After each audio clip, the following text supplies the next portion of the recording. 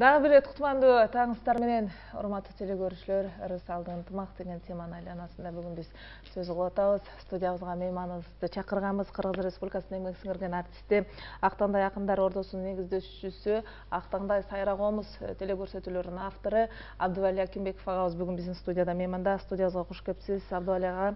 Токмо келсе төрө бошот дейт, мынакей төрүбүздү бошотуп сизди студиядан мынакей көрүп турганыбызга абдан кубанычтабыз. Эми бүгүнкү күндө мынакей ынтымак тууралуу сөз кылгыбыз келди сиз менен.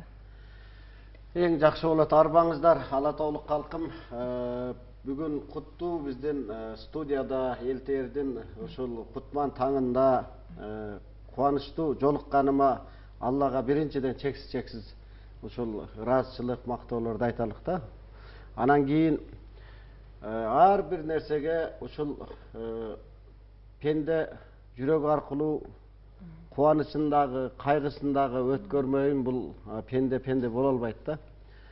Мына азыркы жаралып турган кырдаалга канчалап биз какшанып, жүрөгүбүздөгү болгон ырларды эл журтубузга айтып, мына соц тармактардан өзүбүздүн пикирлерибизди жазып, калыстык болсо экен, ынтымак болсо экен, биз улуу элдин балдарыбыз деп канча жазып келдик. Мен бир нерсени айта кетейин ушундай жердечи, мына элибиз абдан ушул биз байыртан улуу элбиз да. Бирок улуулугубузга жараша болбой калганыбызга ушунчалык өкүнүп турган чагыбыз да. Маселен, мен тарыхты алып көрөйүн. Кадимки хан манасыбыздын жанында дагы Ырамандын ырчуулу, кыргыздын эң мындай айтканда төкмөлүк ырчылык өнөрүн баштоочу ошол жанында жандоочу болуп жүргөн да. Ырамандын ырчуулу аркылуу кыргыз ошол кыргыз элинде, жалпы эле коңшу өлкөлөрдө, достордо, тууган урукта, элдин ичинде эмне керек экенин хан манас атабыз ошол ырчы аркылуу уккан да. Кийинки мезгилде деле акындарды алдына коюп, ошол улууларды алдына коюп, кеп кеңеш угуп, бири-бирини уга келген да. Биз аны ушул баягы бар кадыресе жүрөгүбүздөн чыгарып турган чагыбыз өтө кейитет да. Анан мен башкасы барбайын, алыска барбай, кече эле жакындагы мына арабыздан өткөн кыргыздын дагы бир залкар биздин инибиз мархум Элмирбек менен Казакстандагы баягы атактуу Шорахан акын экөө айтышкан мен дал бүгүн да эсимде турат да. Шорахан акын келип кыйкырып ырдап атат, Элмирбек, Элмирбек деп кыйкырып ырдап атса, Элмирбек айтат, "О, Шоракын, кыйкырбай эле ырдай бер, кыргыздын кулагы угат" деп атат. Десе, Шоракын айтып атат, "Кыргыздын кулагы угат, бирок өкмөт укпай атпайбы" деп айткан да. Демек биз өкмөт эмес, азыр биздин жашкарыбыз бардыгыбыз тең укпай калдык да. Негедир бир ушундай бир дүлөйлүк сезимби, кандайдыр бир түркөйлүк сезимби көкүрөгүбүзгө орноп алган турбайбы? Бул өтө жат көрүнүш да. Ошон үчүн ошол нерсенин бардыгын таштап, кадырлуу калкым, сиздерге өнөр адамы катары кайрылып кетем. Мына азыр биздин ар бир өнөр адамдары, кече мына өзүмдүн шакиртим Ыдырыс ыйлап туруп кайрылды туугандар. Ар бир акыныбыз, Элмирбегибиз какшап ыйлап туруп айтып өтүп кетти бул дүйнөдөн. Алымыбыз Чубак Ажы канчалаган какшап, айланайын калкым, таза болгула, ниетиңерди түздөгүлө, акыретке барганыңарда дагы жүрөгүңөр менен ошол кандай ниетте болсо ошондой тирилесиңер, кийин жооп беришиңер бар деп ушунчалык какшанып кетти да бардыгычы. Бардык эле улуу кичүү ушунчалык кайрылып келе атат. Негедир ушунчалык биздин кулагыбыз укпай атат да. 3 төңкөрүш өткөрдүк мына. Бирок мен ушул көп аксакалдардын жанында жүрдүм, көп канчалаган залкар, Ашыралы Эстебес, Тууганбай, Тайырбек Төкмөлөр, булар не деген залкарлар да. Ошолордон уккан бир кебим залкар, улуу инсандардан уккан кебим бар да. Кыргызда 3 төңкөрүш болот.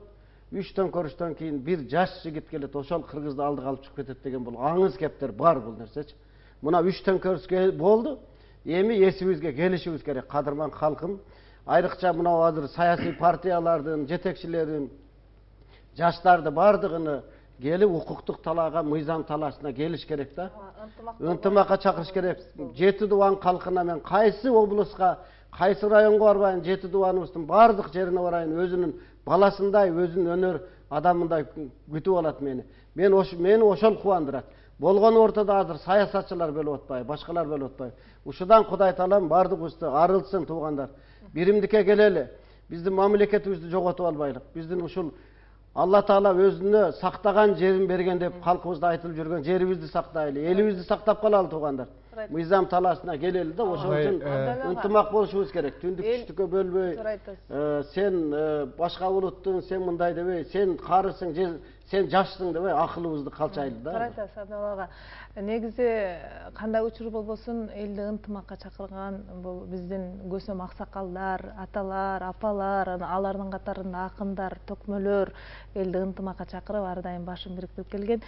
Сиз да бүгүн комузуңузду ала келдиңиз, эми элди ынтымакка чакырып төгүрдап бериңиздер.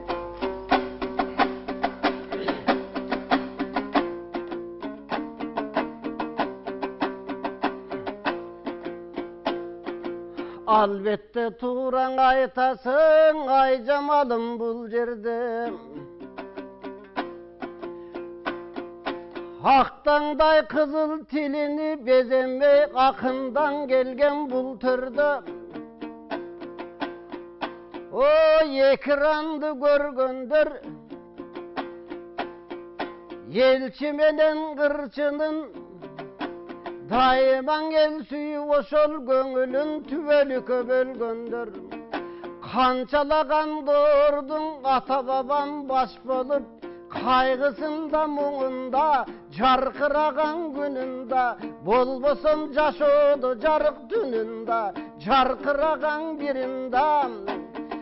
Анан башынан далай өткөрдү, эчен деген кудоорду. Ошол доорду канчаң карачың, ата бабамдын канжаны, болбосом көзүнүн ашка аккандай жаштары. Ошол жаштың эскен алалы, кылымдап келген туугандар, кыргыз деген түбөлүк, кутонор корногон түбөлүк, жерди сактап калалык, кылымдарды карыткан туугандар, элди сактап алалык. Азыр ар кимдерден кеп угам, арбалып калып акчаган калды те. Вашингтон-Лондонго качып кетти деп угам, калганы жүрөт борбордо. Мен айтарым бүгүн чоңдорго, айланайын кадимке, жанагы башчы болчу жакшылар, орнотчуң ошол тактыңар, колуңда турат бактыңар. Ошонун ынтымакка келгеле, депутаттар барыңар чогулуп, мыйзам талаасын куруп бергиле. Жаштар менен карылар барыңар бир ойго чогуу келгеле, ордону куруп бергиле. Анткени ырчылардан кадимге Ырамандын ырчуулук акчап келген эмеспи? Калыгул менен Карстанбек азыркы күндө колуясыңары тактап келген эмеспи? Ырамандын ырчуулу сайрап келсе бир кезде, канчалаган ырчылар эчен жада калса бул күндө, молдону яз болбосо, туя кырчы баш болуп, Нурмолдон атам карача айтып келген эмеспи? Токтогул атаң барыңа, канчалаган карачы кайгы муңун кыргызга, өнөр менен баарысын артып келген эмеспи? Кыргызга ынтымакка чакырып, кечегиң ашыралы тууганбай, устаттарым баарысы Буркан ырчы баш болуп, Тайырбек төкмө каш болуп, Ысак деген каталар арбайың ыраазы болсун бул жерде. Жакшылыкка барыңда чакырып келген эмеспи? Канча тазалыкка барыңда тапшырып келген эмеспи? Андан бери карата Кыргызда далай хан өткөн, кечегисин кайталык. Полоткан атаң баш болуп, Абдыкадыр бир кезде Ыскактай атаң таз өткөн, болбосом кечегелең караңда, болбосом Апсаматтай жан өткөн. Тазалыкты баарысы куруп берген эмеспи? Калайык калкка көңүлдө буруп берген эмеспи? Айланайын туугандар, жашкарың балдарың аргаң айткыла. Ой, жаштарым кызуулукка калдырбай, жолуңардан кайткыла. Анан папке талашкан жарандар, силер тизгиниңерди тарткыла. Тизгинди тартпай карачы, ушулген күнгө келдик биз, ушул күндү карачы дүйдөнүн элип таң калды. Ошол таң калган бойдон калысын эмиң ынтымакка келели. Жашкары баары биригип жалпы журттун төрүндө жети дубан жеринде сен кыргыз эмес болбосо башка улуттун баарысын азыркы кезде сактагын, алдыңкы көздөй баштагын. Анткени жанымда турат бу жерде Аксакалың Өмүрбек, Нурлан иним баш болуп, тиякта Дооран иним каш болуп, Зулфиядай карачы жакшыларың баарыгы кагып жатат жүрөгү. Эң негизгиси туугандар кадимки Ала тоонун койнунда бирдей соксун жүрөгү.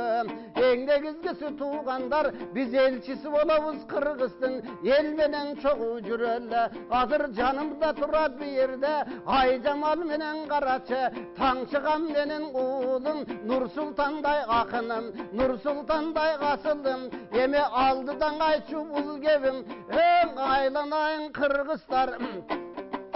Кээде алкым жактан баарыбыз алдыга кеткен чагыбыз. Тоготпой деле калдык биз. Аксакал жашкарыны тобу менен бул жерде бирөөнү жетелеп келип койгондо токтоткула суранам. Кадимки кыргыз бийикпи, ошонун окшоткулан кылайым. Эми жамандык менен туугандар коштошкулан кылайым. Ала тоо кыргыз жергесин сактасын тилейм Кудайым. Эй, ар бир пенде карачы, азыр креслонун ойлобой биримдикти дой сактайлы.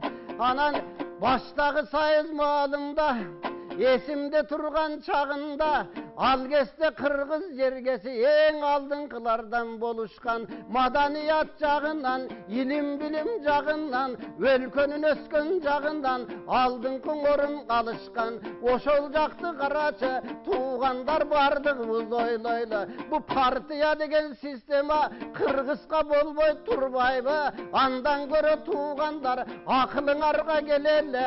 Ар бир өрөөндөн туугандар жана жалгыз мандат деп коет. Ошолорго берели. Кадимки түп тамыры менен бул жерде партиялык система ошолорду жоёлу. Эми башчылыкка келүүчү айланайын жакшылар ошол ынтымакка келген соң ошону куруп бергиле. Мындан кийин Кыргызга жамандыгы болбосун, жакшы хан келип орносун. Анан башчылардын баарына укпай калды кулагың, эми кулагың укчу болсун ылайым. Ошонун баарын сурайын, элтиердин жамааты, эл менен болгон чагыбыз, жашы менен каарыбыз. Бөбөктөр менен тедиги 90го чыккан каарыбыз.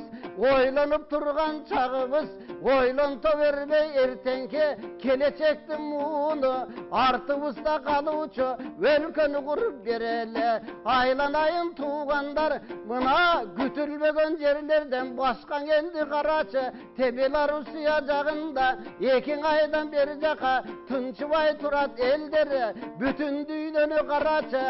Ар бир жерде, ол жерде толкунун далайдай көбөйүп, кооптуу болгон убагы, милдетиңер баарыңдын жооптуу болгон убагы.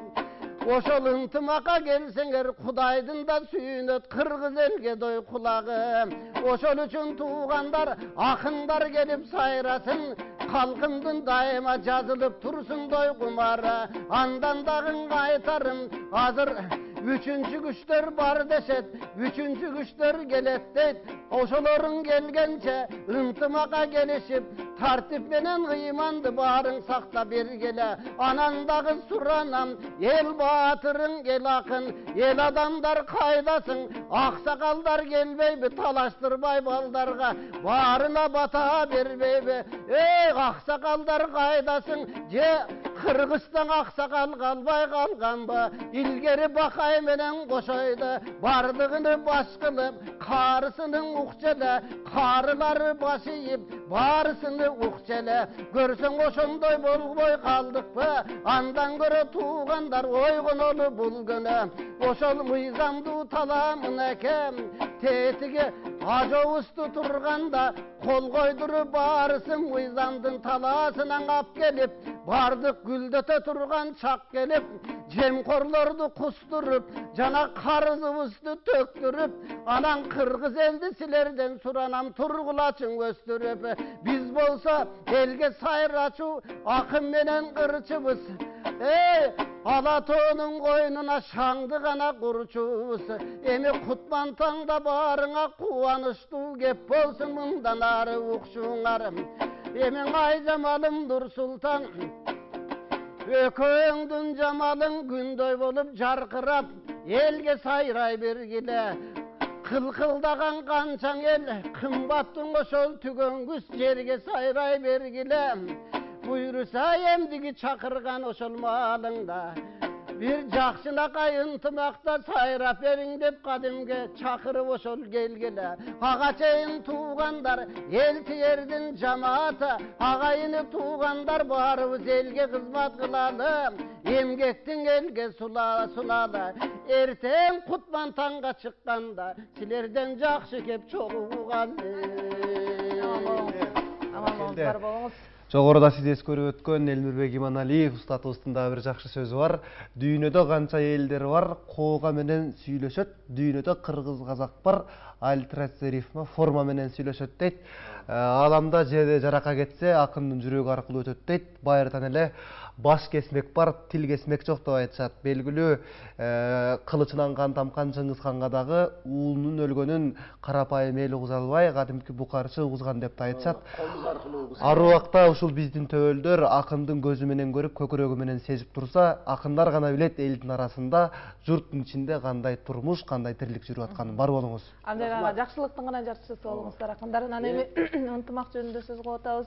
Абдулла ага, кээде үй бүлөдө бир кичинекей мамлекет да. Үй бүлөдө деле кээде казан аяк кагышат дегендей, ата баланы бала атаны уккусу келбей калганы маал болот. Ошондой учурда ата балага, бала атага тирилишип турган учурда кантип ынтымакка келишет үй бүлө? Канча уул, канча кызыңыз бар? Менде bir uul, 3 kızım var. Kudaga şükür 4 nevirem var. Bul yerde bir үй бүлөдөгү өзүнчө ынтымакта. Эң оğlu атасын угуш керек. Анан апасын угуш керек.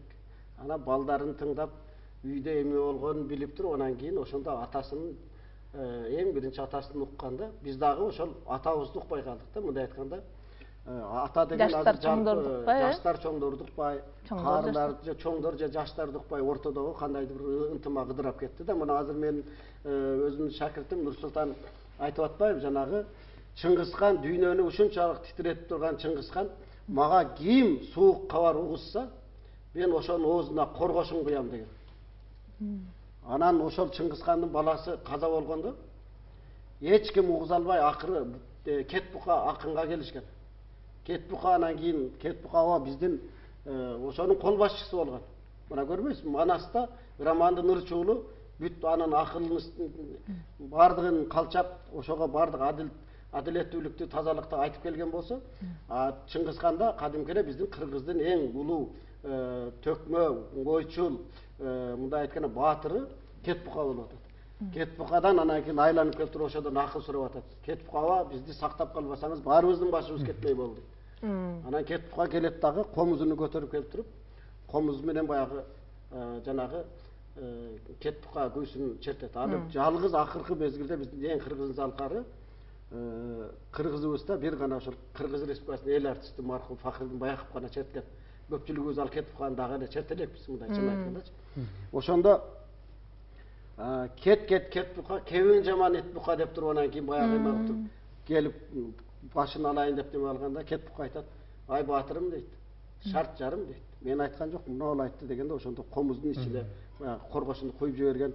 Мына комуздун мына жердеги кичинекей эмеси ошодон калган деп айтып келет да. Ал эми бул биз Кыргызстан ошол үй бүлөдөн башталат. Үй бүлөдө атасы баласын, кызын, аялын, башкасын эле тыйып, бири-бирин уккан болсо, жалпы эл дагы ошону угат да. Мисалы азыр караңыздарчы кана. Эч ким укпай атат. Бүгүнкү күнү да. Бул көдөнүн сокурлугу, көздүн сокурлугуна караганда көдөнүн сокурлугу. Мына биз ойлоп атабыз да, биз мына революция кылдык деп. Революция кылган менен мына көдөнүбүздөгү көкүрөгүбүз таза болбой атпайбы? Бул жерде эч нерсе жок болуп атпайбы биздечи? Биз көкүрөктү тазалайлы. Көкүрөк ыйманыбыз болуп, көкүрөктү тазалаган болсок, демек биз бар жогубуз таза болот да. А биз мына жерибиз ачка болуп атат. Бул жерде эч нерсе жок.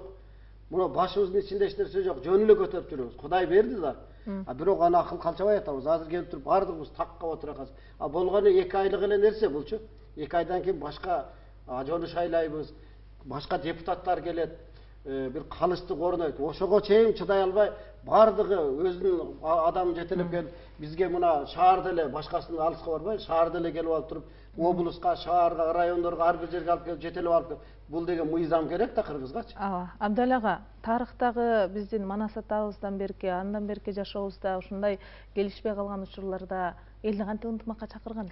Жакшы билесиз аларды. Эң оболу элди ынтымакка чакырганда, маселен Albatta birinchi ошол Хан Манас атабыздан бери кече келеді. Булар акындарды, ырчыларды алдыга койгон.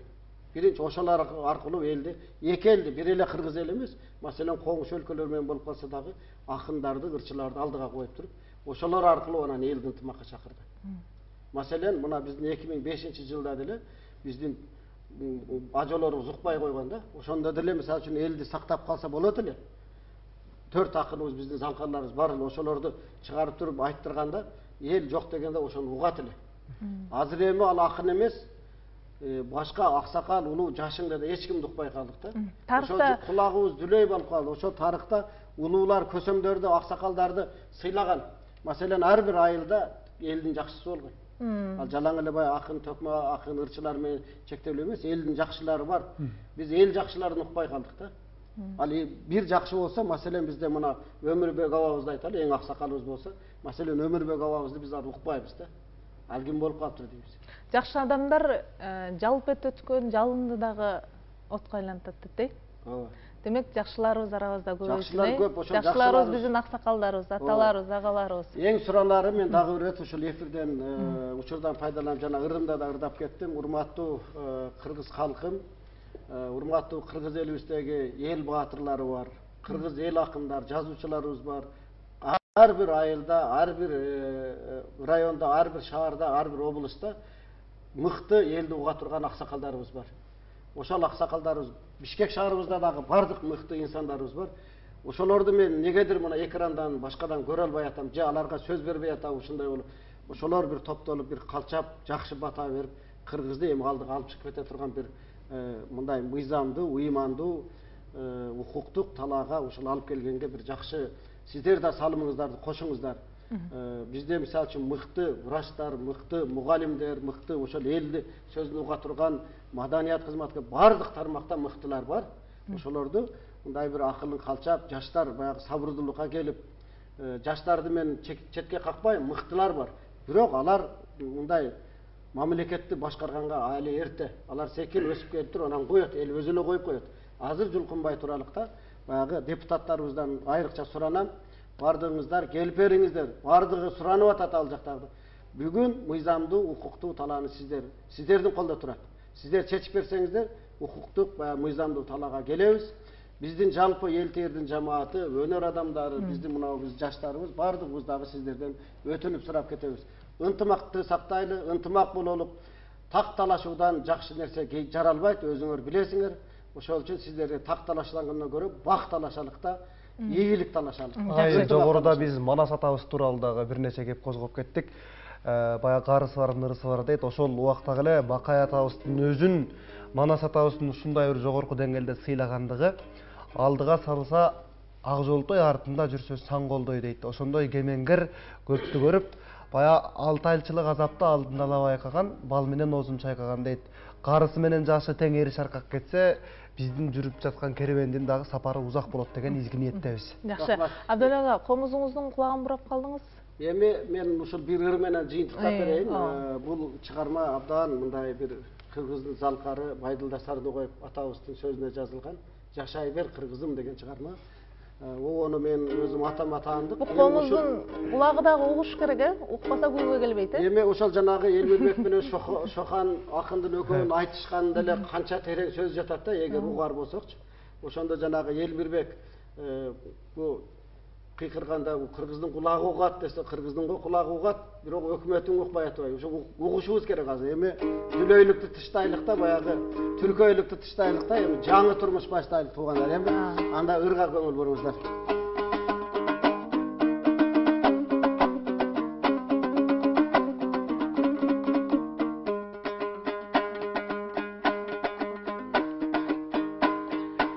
Kırgızım bütmesin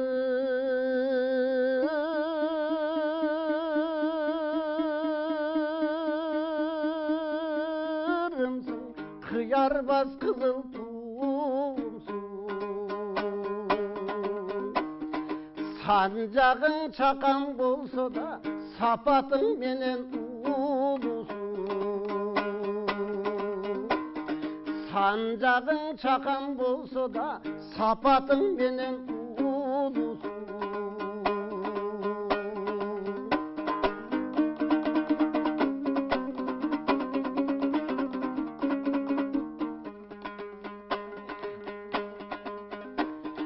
Dosunga todoy bel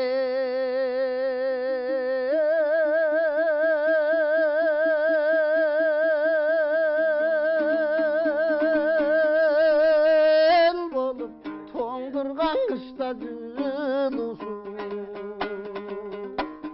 Kasıңa kayran erigiz kadimki tündük uyusun.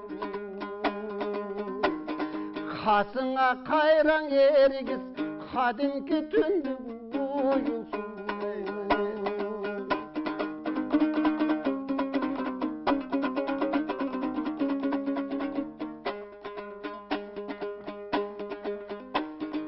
Elden biz uşul jerdegin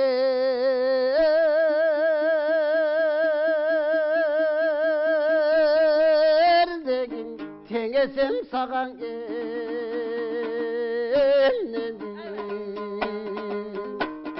Manastay epos jaratkan aytçı var beken sende eldegin. Manastay epos jaratkan aytçı var beken sende eldegin.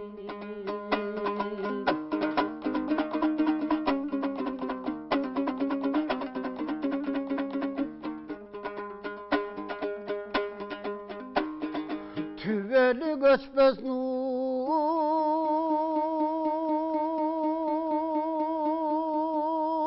bolup tübelik bitmez sır bolup. Eskirip eski kılımday kırgızım jaşay ber жаңы жыл bolup. Eskirip eski kılımday kırgızım jaşay ber жаңы bolup. Ay баракалла. Құдай болсын деме бұл жағы. Бар болыңыз. Сіздің ырыңыздай болсын, еліміздің ынтымағы, рызқы құт береке болсын. Урматтуу телекөрүүчүлөр, бүгүн биздин студиябызда мейманда Кыргыз Республикасынын эмгек сиңирген артисти Актаңдай Сайра комуз, көрсөтүүлөрдүн автору Абдыөлү Акимбеков агабыз бүгүн бизде мейманда болду. Сизге чыгармачылык ийгилик каалайбыз. Рахмат. Эми жакшылык болсун, жакшы күндөрдө Жакшылык жолуксак. болсун. Колдо бар алтындын баркы жок деген кыргызда жакшы сөз бар. Колубузда бардык нерсе бар. Элибиздин ынтымагын кармап калуу дагы бардыгыбыздын өзүбүздүн колубузда. Жан дүйнө ар дайым жашарып, жан дүйнө бир башкача бир сезимдерге бөлөнүп туруш керек экен. Жан дүйнөдө бардык нерсе бекер, аны биз сатып албайбыз. Жакшы көрөм деп айтуу дагы бекер, сизди сыйлайм деп айтып коюу дагы бекер. Сыйлашуу бардык нерсени дал ушул жан дүйнөдөн чыгарганды үйрөнөлү. Ичибизге эмес, сыртыбызга чыксын. Жакшы көрсөк жакшы көрөм деп айтайлы, сыйласак сыйлаймын деп айтайлы. Анткени сыйлашпасак сөзсүз түрдө ынтымак болбойт. Сыйлашкан жерде ынтымак, ынтымак бар жерде ырыс бар, Албетте, көрүнгөнүңдөй бол, же болбосо болгонуңдай көрүн деген жакшы сөз бар. Ар убакта жан дүйнөбүздө арулук гана, асылдык гана ээлеп турсун деген изги ниеттебиз жалпыбыз. Жакшы көрөм деп эмне үчүн биз жакындарыбызга айта албайбыз? Жакшы көрөм деп эмне үчүн кесиптештерге айта албайбыз? Жакшы көрөм деп эмне үчүн бири-бирибизди ар дайым сыйлап тура албайбыз?